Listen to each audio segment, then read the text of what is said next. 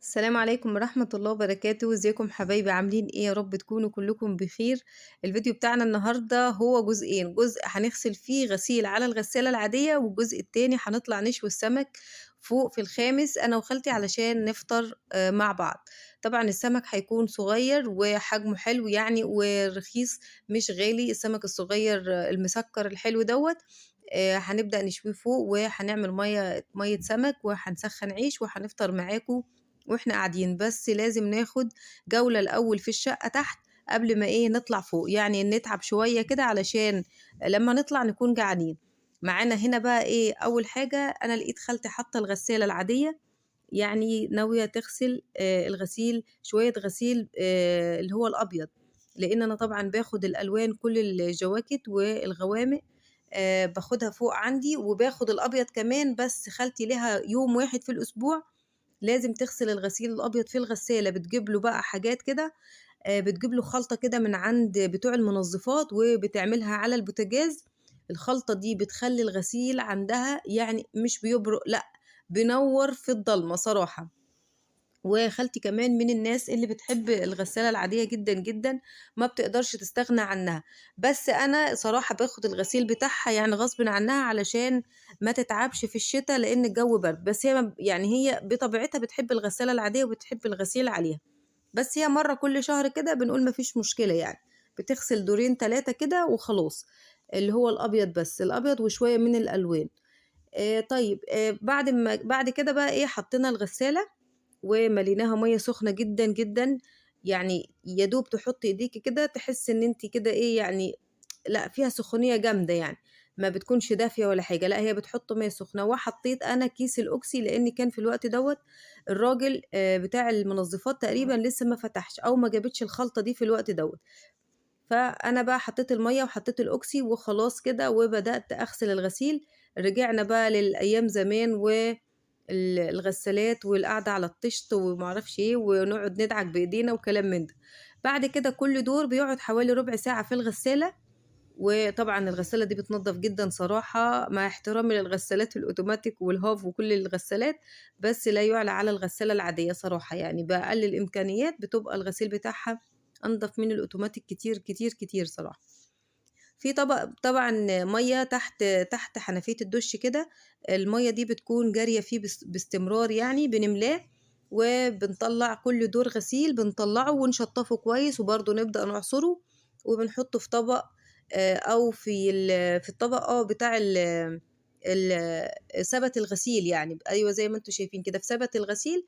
وبنسيبه شويه لغايه لما بيصفي الميه. طبعا احنا بنخلص كميه الغسيل اللي عندنا كلها، وبعدين بناخد الغسيل مره واحده وبنطلع فين بقى على الحبال علشان ننشر الغسيل بتاعنا.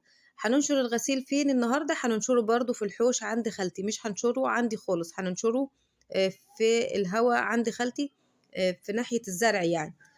بس كان في اليوم دوت الجو كان صراحة مغيم خالص وما فيش شمس نهائي، فعلشان كده وانا بنشر الغسيل للأمانة كان الإضاءة بتاعة الكاميرا مش جايبة الغسيل بنفس النظافة اللي طلعت بيها، لأن كان الجو فيه غيامة جامدة ومفيش شمس نهائي. حتى بصوا واضح من شكل الحوش واحنا طالعين ان الجو مفهوش شمس، عشان كنت عايزة اظهر لكم صراحة الهدوم كانت طالعة قد ايه نظيفة.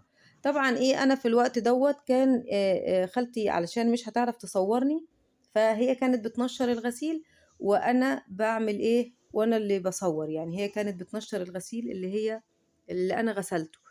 بعد ما خلاص رصينا كل الغسيل وبدأت بصوا أصور لكم يمين في شمال، أجيب من كل الاتجاهات علشان بس أحسن جودة التصوير في الوقت دوت. يعني لا الهدوم كانت بيضة بيضة يعني، بس مش السما مش جايبة الإضاءة حلوة خالص خالص.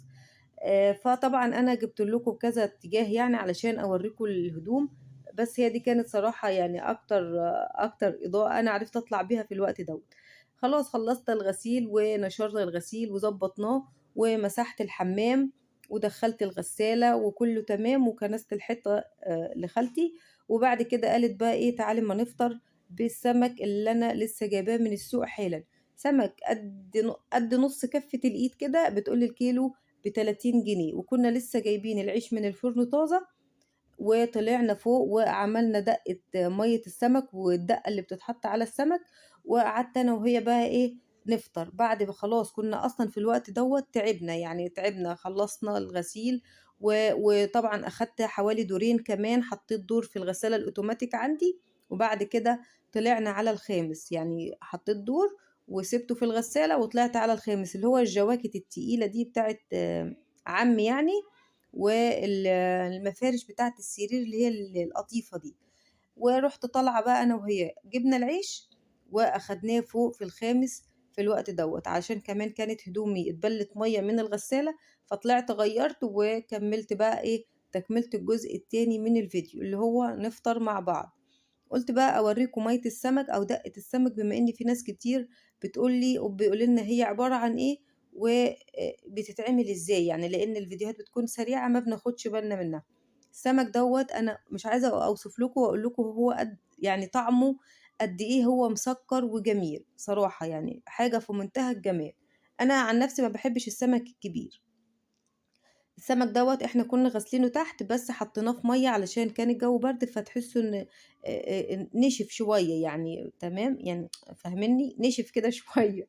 فطبعًا وبعد كده بقى بنحطه في الردة الناعمة، والصاجة السمك بتكون سخنة، وبننزل بقى السمك بنشويه. السمك ده ما بيطوّلش في النار خالص، يعني تقريبًا الكيلو ما أخدوش حوالي ربع ساعة معانا في إن إحنا بنشويه.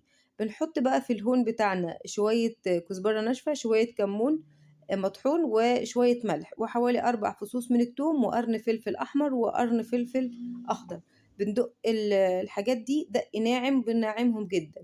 وبعد كده نقطّع عليهم طماطماية قطع صغيرة، وبرضه بندقها عليهم جامد جدًا تمام، وبنعصر عليهم ليمونة، وبنحط شوية زيت، وبعدين بنكُب كل الحاجات اللي إحنا عملناها دي في سُلطانية، وبنضيف عليها شوية مَيّة، حوالي كوباية مَيّة، ونضبط الملح بتاعها وتمام كده، وخلاص كده بتكون هي دقة السمك أو مَيّة السمك اللي إحنا بناكلها وبنرشّها على السمك، بنرُش كده على السمك بيها. زي ما أنتم شايفين كده السمكية عاملة إزاي، السمك على طول بيتقلّب معانا عاملة زي الذرة المشوي كده، في ثانية بيتشوي معانا لإنه هو حجمه صغير ما بياخدش نار كتيرة. بعد ما خلاص خلّصنا السمك وخلّصت مَيّة السمك، ورشّينا جزء من ال الس مَيّة السمك على السمكية نفسها واتملّحت كويس، قعدنا بقى إيه، نجيب عيش طري من ورانا ونبدأ ناكل. طبعًا أنا ما باكلش عيش كتير علشان عملية التكميم، يعني الأفضل يعني إن أنا آكل سمك أكتر أو بروتين أكتر من النشويات. فطبعًا أنا كنت باكل سمك، ففتحنا قدّامكم كام سمكية كده، وبعد ما فصلنا الكاميرا أكلنا السمك أنا وخالتي، صراحة كان في منتهى الجمال، جميل جدًا، جدًا، جدًا. طبعًا هو ده اليوم بتاعي النهارده. أنا زي ما قُلت لكم صحيت على رنة الجرس، إن خالتي صراحة كانت عايزة تغسل الغسيل وعايزة تروح السوق، وهي قاعدة محتارة، فأنا نزلت بقى خلّصت الغسيل لغاية لمّا هي راحت السوق وجابت السمك ورجعت من السوق. أنا كنت في الوقت اللي هي رجعت فيه كنت أنا خلّصت الغسيل، وعلى قد بس إن إحنا بننشر وبنطلع.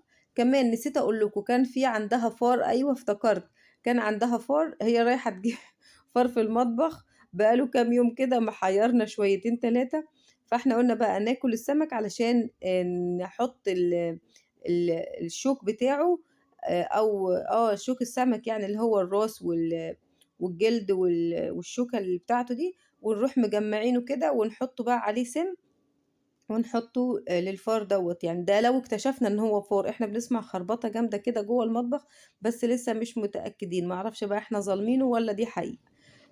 طبعًا هو ده الفيديو بتاعنا النهارده بتاع السمك، وبتاع الغسيل على الغسالة العادية. لو عايزين الخلطة بتاعة الغسالة العادية، أو عايزين تعرفوا هي إيه الخلطة، اكتبوا لي في الكومنتات، وأنا صراحة هاسأل خالتي أو هاخلّيها تعملها قدّامكم على البوتاجاز، وتضبّطها وبعدين تحطها في الغسالة قدّامكم. ده لو افترضنا إن في حد لسه بيستعمل الغسالة العادية، اللي هي زي ما أنتم شُفتوها دي، مش الغسالة الهاف ولا حاجة، الغسالة العادية.